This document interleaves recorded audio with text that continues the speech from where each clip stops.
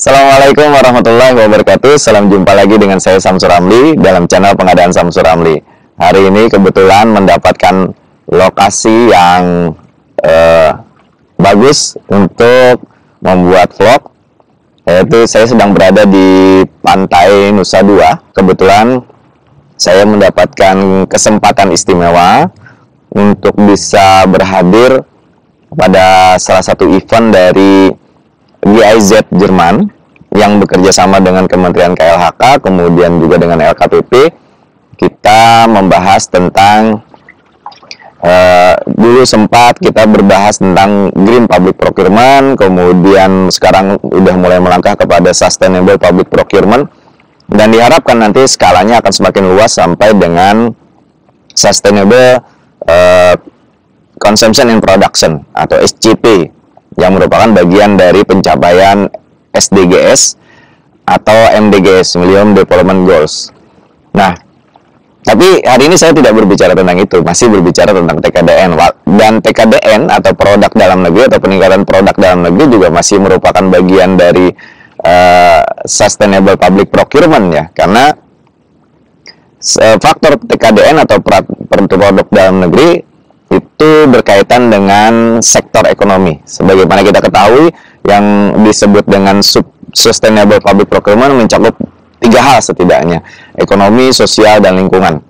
Nah, PDN ini merupakan bagian dari kampanye pencapaian target terkait dengan ekonomi. Nah,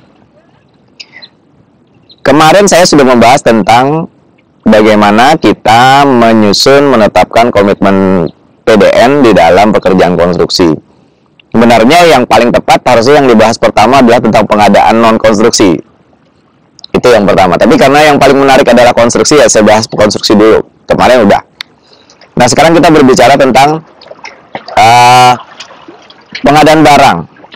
Nah, ini basic sekali ya. Basic sekali dalam pemahaman tentang produk dalam negeri. Jadi kalau pengadaan barang itu bahkan sudah disusun secara detail ya, sebenarnya secara fix gitu di dalam sebuah peraturan turunan dari Undang-Undang Industri. Kemudian di dalam turunannya lagi ada Permenperin nomor 2 tahun 2014. Oh, 2014 kok masih digunakan Pak Samsul? Kan itu udah obsolescence ya. Kalau kita lihat runtutannya sampai sekarang, itu tata cara PDN masih sangat lengkap di peraturan-peraturan lama. Sehingga menurut saya dari sisi kita mempelajari dan memahami regulasi yang ada saat ini, dan kebetulan regulasi yang ada saat ini secara detailnya juga saya masih cari-cari juga bagaimana detailnya dalam pengadaan barang jasa. Hanya saja dari sisi regulasi, Permenperin nomor 2 tahun 2014 ini, nanti juga ada Permenperin nomor 16 kalau tidak salah, ini jauh lebih detail terkait dengan, karena judulnya Pedoman Peningkatan Produk Dalam Negeri dalam Pengadaan Barang Jasa. Sehingga judulnya memang sangat spesifik sekali. Nah, ini kita bisa benchmarking ya. Even kalau misalnya ada yang menganggap ini tidak berlaku, walaupun saya menganggap masih berlaku karena istilahnya teknisnya itu masih ada di situ. Nah, sekarang untuk pengadaan barang di dalam Permenperin nomor 2 tahun 2014 itu disebutkan, ada kemarin sudah saya juga beberapa kali sampaikan, ada TKDN strategi mewajibkan, strategi memaksimalkan, strategi memberdayakan. Nah, kemudian kita lihat di pengadaan barang, karena pengadaan barang ini paling basic. Jadi di dalam Permenperin nomor 2 tahun 2014 itu ternyata ada nomenklatur, ada barang yang diwajibkan, ada barang yang dimaksimalkan, ada barang yang diberdayakan. Lalu bagaimana kriterianya? Kriteria barang yang diwajibkan beberapa kali sudah saya sampaikan. Yang disebut dengan yang diwajibkan kriterianya adalah apabila pada barang tersebut di komoditas yang sama, nanti kita akan urai, ini saya belum sampai pada KBKI ya. Di KBKI, kemudian ada kelompok terkait KBKI komoditasnya, atau kita lebih turun lagi, karena di KBKI itu ada seksi, ada divisi gitu ya, ada grup, kemudian ada kelas, ada subkelas gitu. Nah, Kemudian di bawah subkelas itu ada khusus untuk Indonesia, ada kelompok komoditas. Nah, kita sekarang kemana gitu ya? Jadi kalau misalkan paling rendah sekali menurut saya ke kelompok. Nah, di dalam kelompok komoditasnya di KBKI ada satu merek atau satu produk yang begitu kita cek di website Kemenperin, ternyata barang ini salah satu varian di komoditasnya itu ternyata memiliki PKDN plus BMP-nya lebih dari 40% atau sama dengan 40%. Nah, kalau seperti itu, berarti komoditas barang ini, kelompok komoditas barang ini merupakan komoditas barang yang diwajibkan. Lalu bagaimana penerapannya?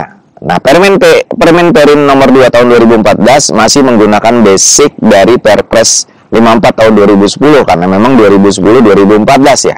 Misalkan ada perusahaan yang menawarkan barang yang ternyata TKDN-nya di bawah 25%, maka itu layak digugurkan.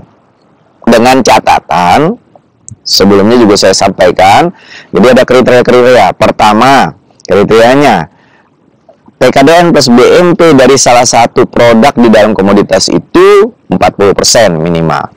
Kedua, ini pengadaan barang tunggal atau pengadaan gabungan barang yang barang-barangnya semuanya di dalam komoditas itu adalah barang-barang yang PKDN-nya plus BMP sama dengan 40% lebih. Itu dua syarat ya, dua syarat yang harus dipenuhi, kriteria yang harus dipenuhi ketika ini disebut barang diwajibkan. Maka kalau barang diwajibkan ini, baik barang tunggal maupun barang gabungan yang seluruhnya berisi barang-barang yang memiliki PKDN BMP 40%, itu menjadi persyaratan tender. Nah, karena menjadi persyaratan tender, maka dia juga menjadi syarat evaluasi.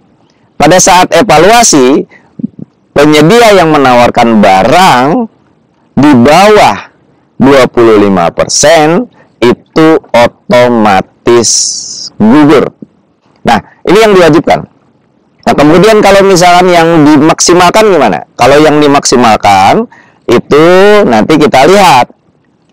Tidak ada kriterianya, tidak ada barang dalam komoditas itu yang sejenis dalam kelompok yang sama yang memiliki TKDN plus BMP-nya 40%. Artinya semua di bawah 40%.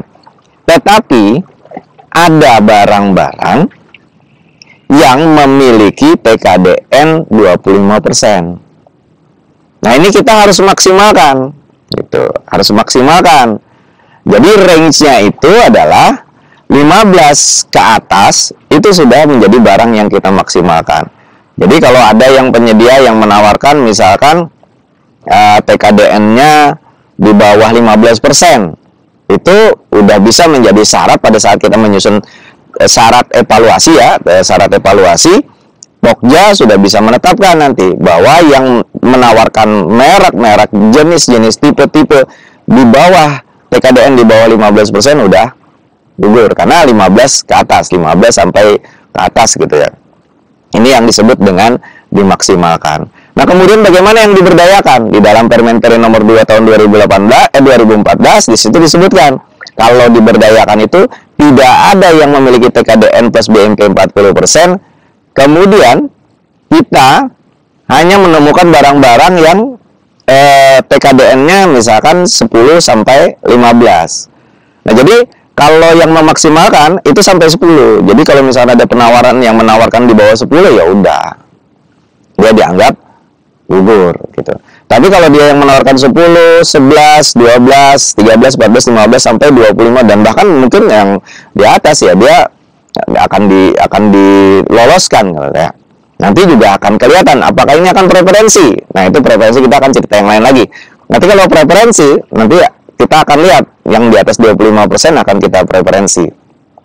Nah, kemudian kalau tidak ada sama sekali yang TKDN plus TKDN plus BMP 40%, kemudian tidak ada TKDN-nya yang di atas 10%, maka otomatis kita boleh membuka produk-produk impor untuk masuk menjadi barang yang kita butuhkan untuk pekerjaan. Jadi tidak dilarang barang impor, tetapi tahapannya harus jelas. Bisa nggak diwajibkan? Nggak bisa, karena tidak ada TKDN plus BMP 40%. Ini PA-KPA menetapkannya. Bisa nggak dimaksimalkan? Oh, nggak bisa juga, karena tidak ada yang TKDN-nya di atas 15%. Oh, berarti coba deh diberdayakan, kali aja ada barang TKDN yang di atas 10%. Kalau tidak ada juga, baru kita memilih barang-barang impor. Demikian, ini materi sederhana yang tentu tidak bisa kita diskusikan lebih dalam karena dalam momen yang terbatas ini, tapi paling tidak ini bisa menjadi trigger kita untuk belajar. Kalaupun nanti diperlukan kelas, silakan. Saya sangat terbuka untuk mengadakan kelas-kelas terkait dengan penggunaan produk dalam negeri di dalam proses pengadaan barang jasa, karena ini harus menjadi diskusi panjang yang segera harus diselesaikan dalam bentuk buku pedoman teknis tentang pemberdayaan produk dalam negeri dalam pengadaan barang jasa. Mudah-mudahan saya memiliki kesempatan dan rezeki umur dan kesempatan waktu untuk menyusun sebuah pedoman teknis yang bisa aplikatif, mulai dari PA, KPA, PPK, kemudian Pokja, pejabat pengadaan, sampai dengan teman-teman di sisi pengawasan. Saya Samsur Ramli dari Pantai Nusa Dua, Hotel Conrad Bali, mengucapkan Assalamualaikum warahmatullahi wabarakatuh. Salam pengadaan.